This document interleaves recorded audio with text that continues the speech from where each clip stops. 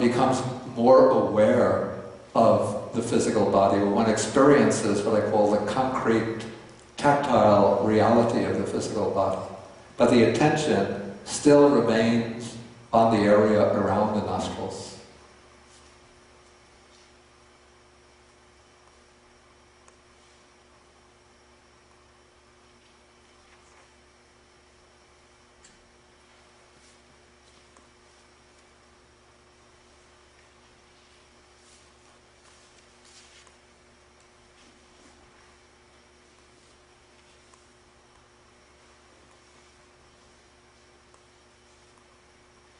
Okay, somebody asks, does being aware of the long breath and short breath simply mean to be aware of the breaths as they are? Well, one is aware of the breaths as they are, but it seems here one is deliberately distinguishing whether the breath is long or whether it's short. Otherwise, it seems simply being aware of the breaths as they are is indicated by the first phrase, ever mindful he breathes in, mindful he breathes out.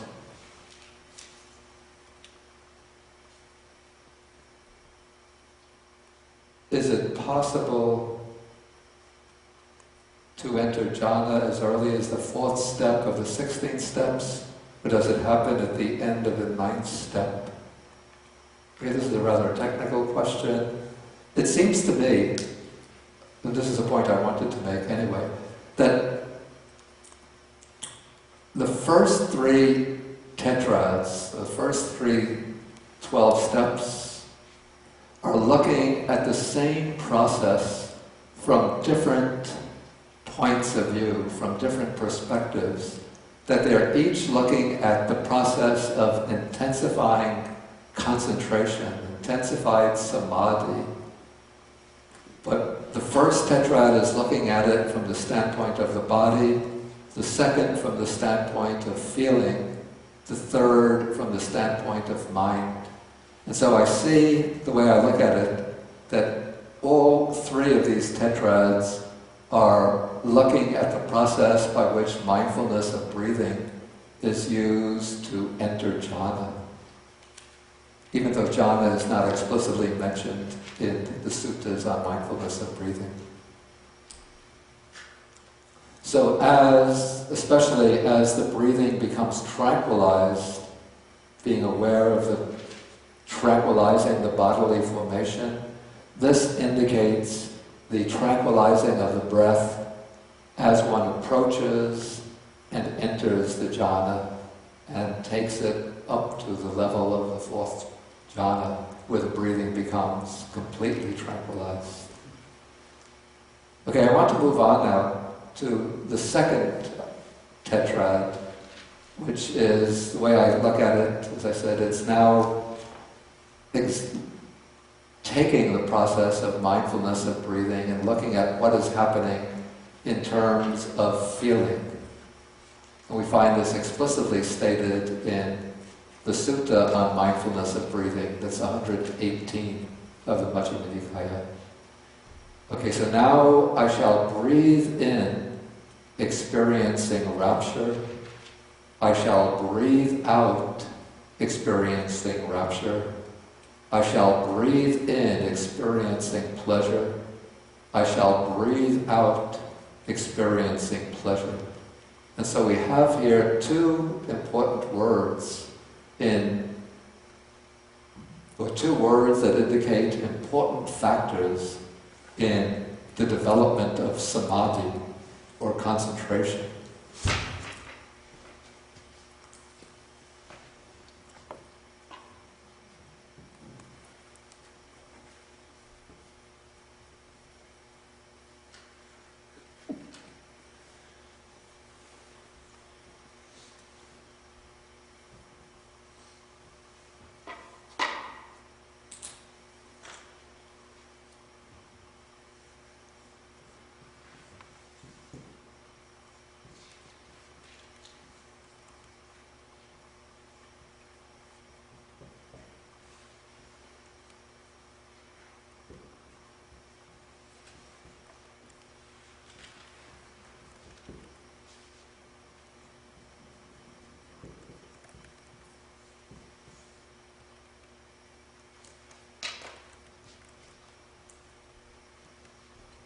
Okay, the two words are piti.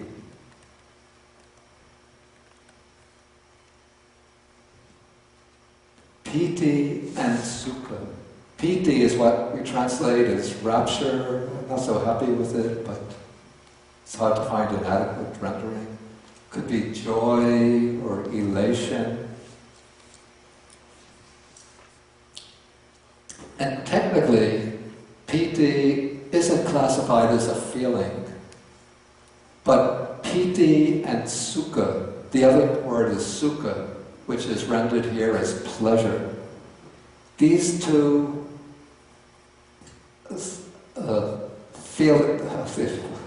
these two mental factors often occur very closely associated, but piti is more like an exuberance of bliss, a kind of ecstatic feeling, an uplifting joy. And sukha is it is itself the feeling. It's the pleasant feeling. And so in the initial stage, piti and sukha, rapture and pleasure, occur together. But rapture is a more colorful character. It's like, if two women go to a dance and one is dressed in a red and green and blue dress, and the other comes in a pale yellow dress, then the one who's going to sort of stand out is the one wearing the red, green, and blue dress.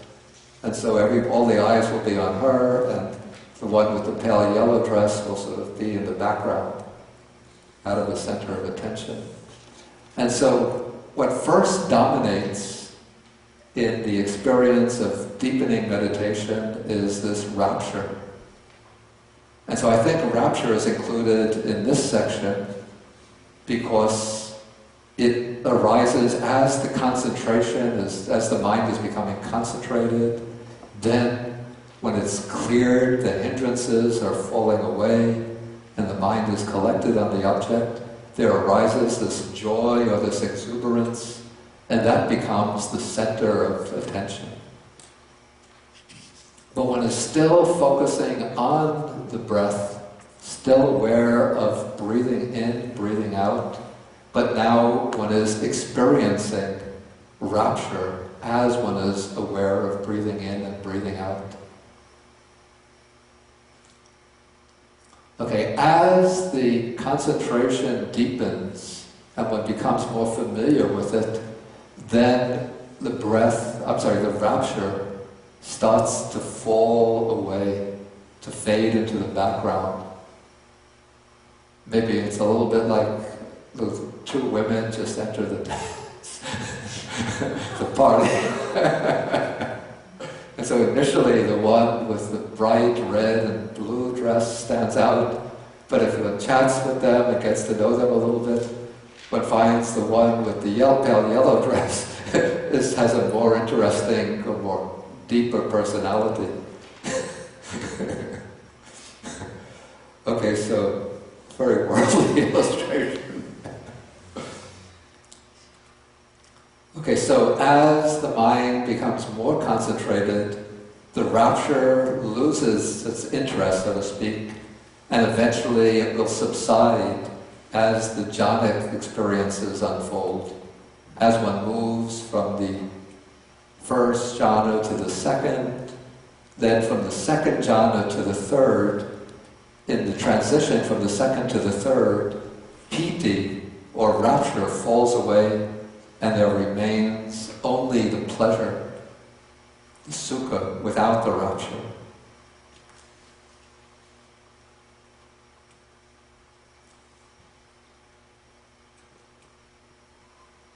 Okay, then in the third step, he trains, I shall breathe in, experiencing the mental formation. I shall breathe out, experiencing the mental formation. And then I shall breathe in, tranquilizing the mental formation. I shall breathe out, tranquilizing the mental formation. And here we come across the expression mental formation that Richard brought up before. This is Citta Sankhara, and according to page 399, that we looked at a few moments ago,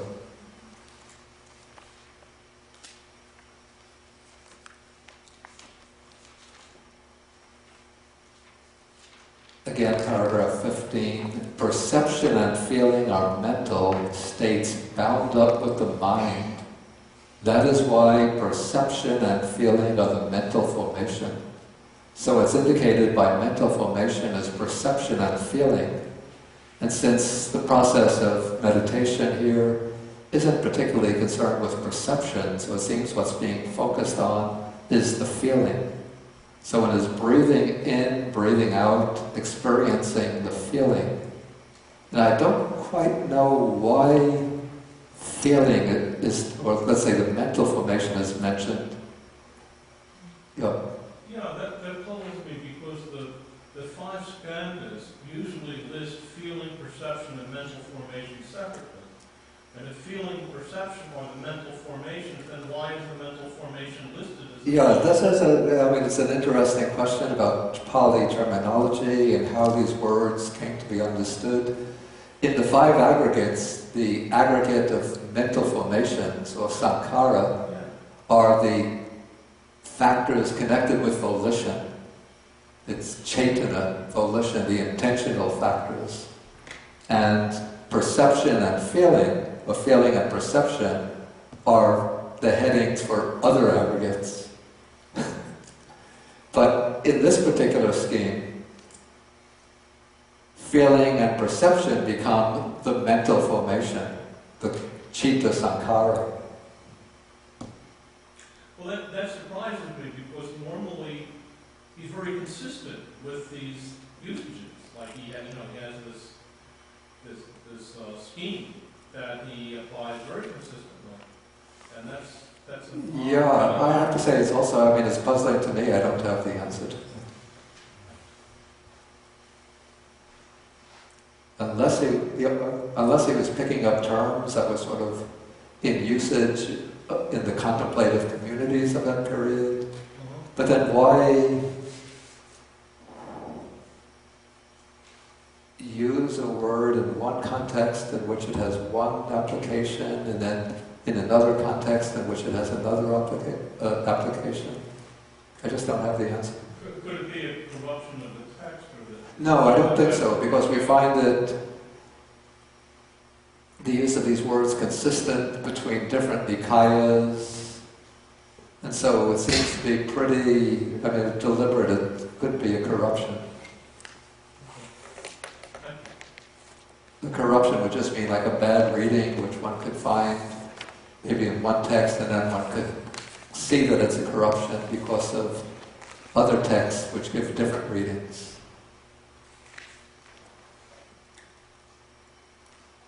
Okay, so it seems to me anyway that here, if mental formation is taken as feeling, that it's being used in a broader sense. It's not just the pleasure, but it could be the pleasant feeling and also the feeling of equanimity or the neutral feeling.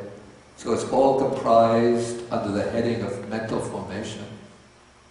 And maybe here also, even when it's a pleasant feeling, when one is experiencing it, one is not attending to it under the heading of being pleasant or pleasurable, but rather just experiencing it as a feeling. And then in the next step, one is tranquilizing the mental formation.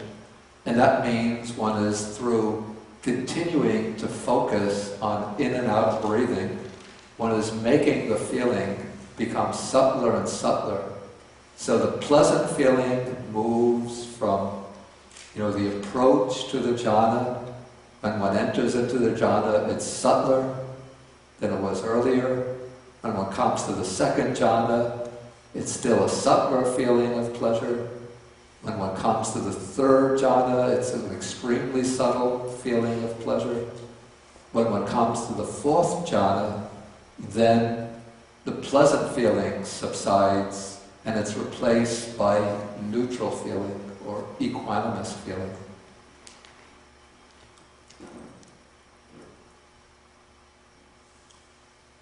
So this is tranquilizing the mental formation. Okay, now we come to the third tetrad, and this is looking at the process of mindfulness of breathing from the perspective of citta, or the mind. And so the first one is, I shall breathe in, I shall breathe out, experiencing the mind.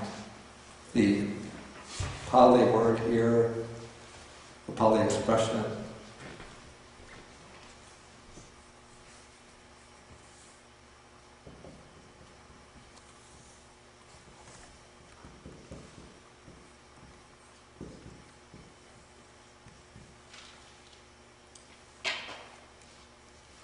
citta patisamvedi. And all along, as one is doing mindfulness of breathing, of course the mind is always present. Without the mind being present, one couldn't be mindful of the breath. But what seems to be indicated here is that at a certain point, the mind itself, the citta, as a component of the experience, becomes more prominent. Initially, one is just trying to keep the mind on the breath, coming in, going out, coming in, going out. But now one is becoming aware of the mind as a factor involved in that experience. And perhaps one is also becoming more aware of the mental factors. One could see when a particular hindrance arises in the mind, or a particular quality of the mind, that the mind is connected with attachment, with ill will, with delusion, or that the mind, as it's becoming more mindful, the mind is separating from attachment, separating from ill will, separating from delusion. So one has become more aware of the quality of the mind and the factors that are operating in the mind.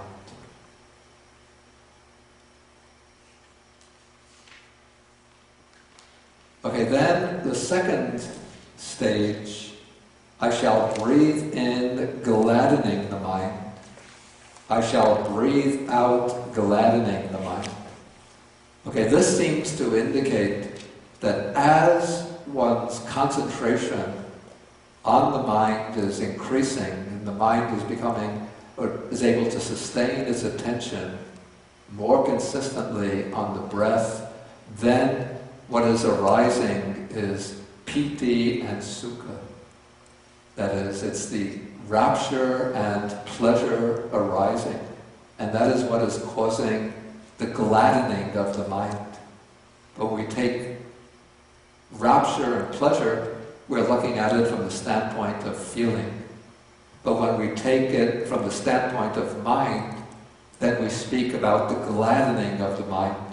The mind is being suffused with rapture and with pleasure.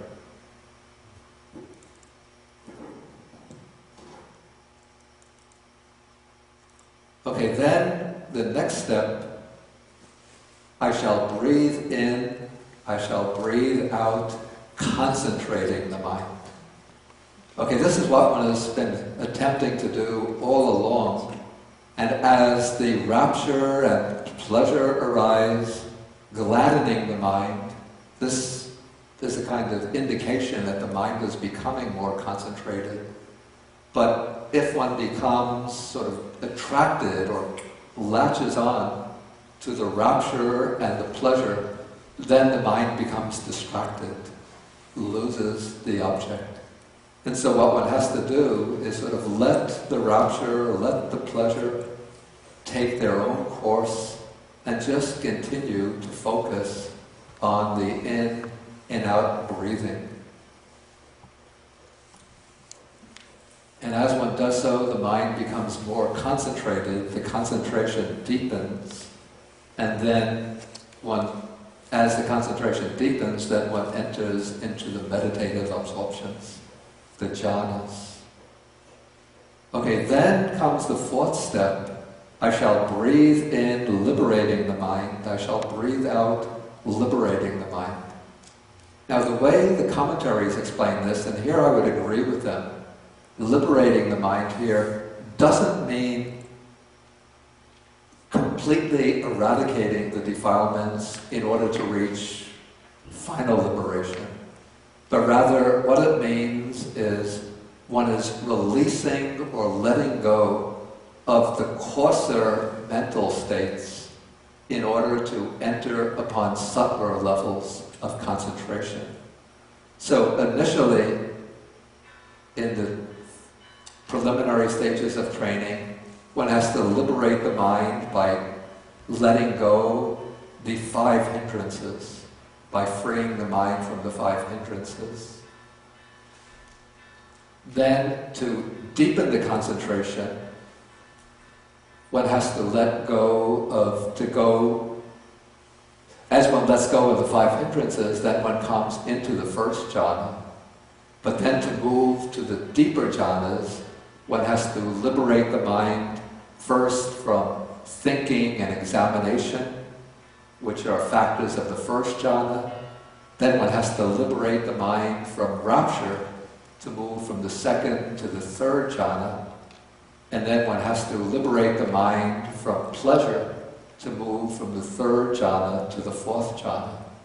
So this is not the full or final liberation of mind that occurs through wisdom, through insight or wisdom, but this is releasing the mind from the coarser, grosser mental factors in order to allow the mind to move to the subtler factors in order to deepen the samadhi, the concentration. Okay, now I'm going to have to go a bit quickly in order to finish the whole sutta. I have to apologize for being a bit concise. Okay, now the fourth tetrad, the way I understand it, marks a significant shift in emphasis. In the first 3 tetrads, the emphasis is on samadhi, on concentration, or on samatha, on stilling the mind, or tranquilizing the mind. The fourth tetrad shifts the emphasis to insight. Here one is using mindfulness of breathing as a vehicle for contemplating the nature of experience in order to gain insight into the 3 characteristics. And so the text begins with, actually the first 3 sections are all focusing on the mark of impermanence, but under different headings. So here it starts, I shall breathe in, contemplating impermanence. I shall breathe out, contemplating impermanence. Okay, so what one does is one shifts the awareness from simply focusing upon the area where one experiences the breath coming in or going out, one shifts the emphasis from that particular spot to the actual occurrence of the in-breaths and the out-breaths themselves. And so one notices when breathing in, one identifies this is an in-breath. When breathing out, one becomes aware this is an out-breath. And so one starts to see now the distinction of in-breaths, out-breaths, in-breaths, out-breaths.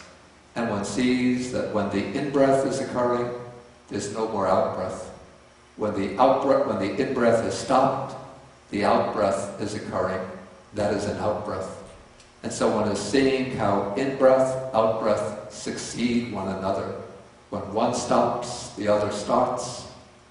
And so this is now getting a focus on impermanence. And as one focuses in more subtly, one sees in each in-breath how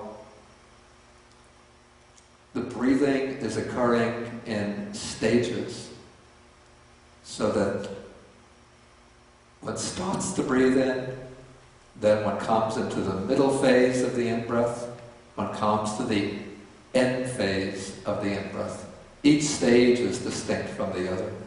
And one sees the stopping moment of the in-breath, and then one sees the starting moment of the out-breath, the middle phase of the out-breath, the terminal phase of the out-breath, the pause at the end of the out-breath.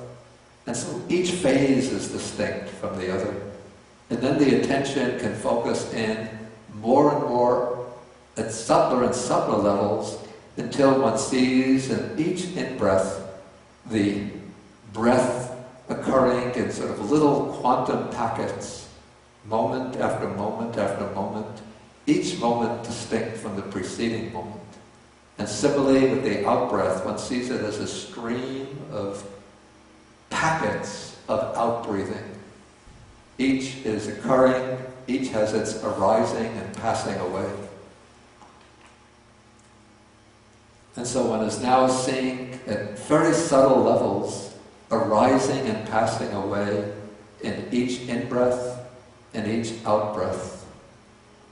Then coming to the next stage, I shall breathe in contemplating viraga, fading away. I shall breathe out contemplating fading away.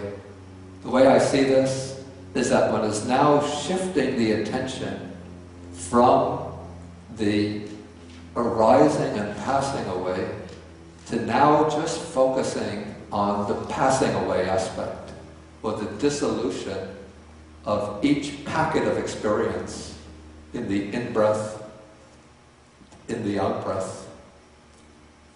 And so countless times as one is breathing in, that experience of the bodily act of breathing in and the awareness of breathing in is passing away, fading away, ceasing,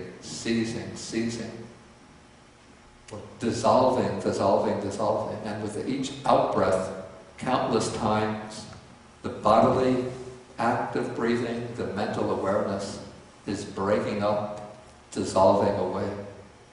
So that is contemplating fading away in the out-breath, in the in-breath, in the out-breath. Then the next pair, I shall breathe in contemplating cessation, I shall breathe out contemplating cessation. Okay, the way I see it here, as one is breathing in, one sees that each packet of experience has ceased. From moment to moment that it ceased, it doesn't exist with the next moment. And so here one is getting the most powerful experience of impermanence, because one is seeing how each experience, when a new experience occurs, the previous moment of experience is gone, it's stopped, it's past. And so this is becoming the most vivid, the most powerful experience of impermanence through seeing the cessation of every occasion of experience. And then comes the fourth stage, fourth aspect, which is breathing in, contemplating relinquishment, breathing out, contemplating relinquishment. And this is the relinquishing of any kind of attachment that occurs as through the contemplation of the impermanence, fading away, and cessation. As one is contemplating this, one is giving up the attachment or the defilements.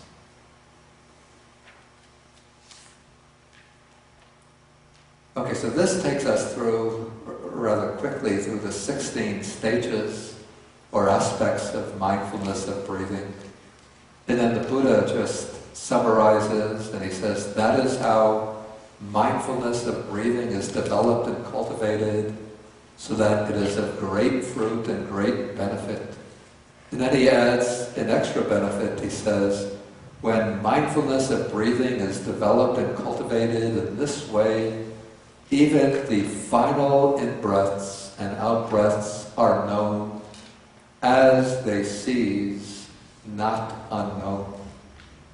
So what this means is that if one is experienced in developing mindfulness of breathing, then as one enters into one's final moments, the death process, one could turn the attention to the breath, the in and out breath, and one can be aware of one's in-breaths and out-breaths as they are occurring right up to the moment that one comes to the final end of the breathing process. So one could pass away in complete mindfulness of the breath.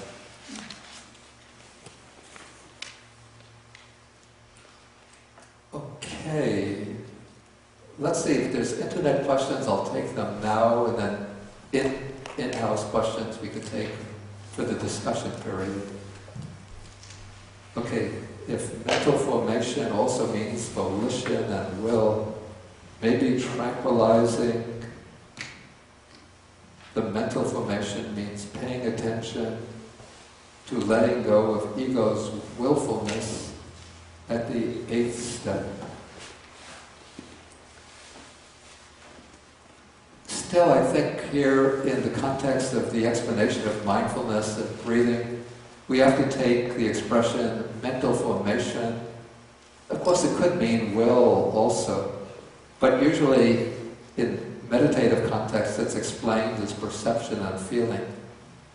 But maybe we could also include will in there and say tranquilizing perception, feeling, and willfulness.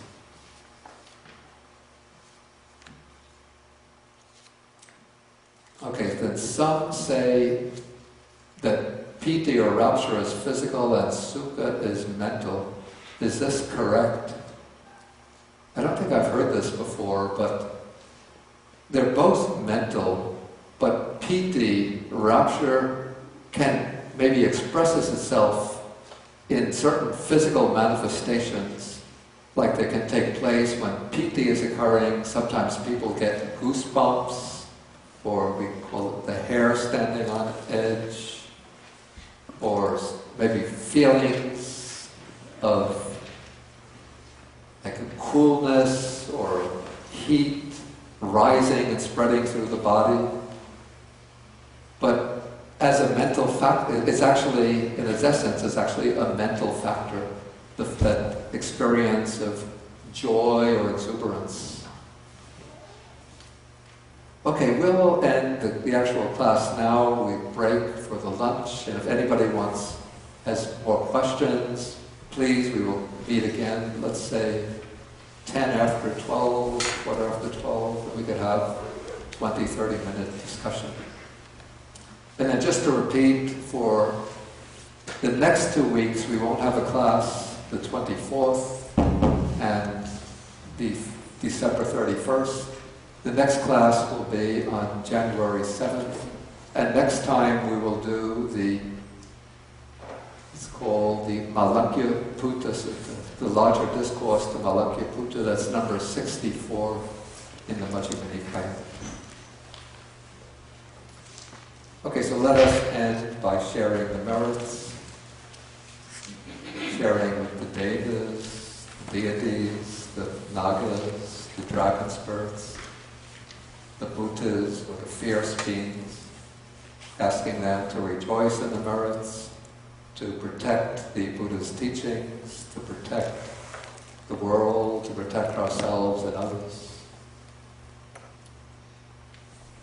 Akasata Chumata Deva Naga Mahitika Punyantang Anumoditva Chiram Rakantu Sasanam Akasata Chumata Deva Naga Mahitika Punyantang Anumoditva Chiram Rakantu Desanam Akasata Chumata Deva Naga Mahedika Punyantang Anumoditva Jiram Rakantu Mam Param Deta Vatacham Hehi Sampadam Punya Sampadam Sabbe Devanamodantu Sabba Sampati Siddhya Sabbe Bhutanamodantu Sabba Sampati Siddhya Sabbe Satanamodantu Sabba Sampati Siddhya Bhavadupadaya Vichihitato Etantare Satakayupapana Rupya Rupicha Asanya Sanino Dukha Pamuchantu Pusantu Nibutim. And I wish everybody a happy Merry Christmas and a Happy New Year.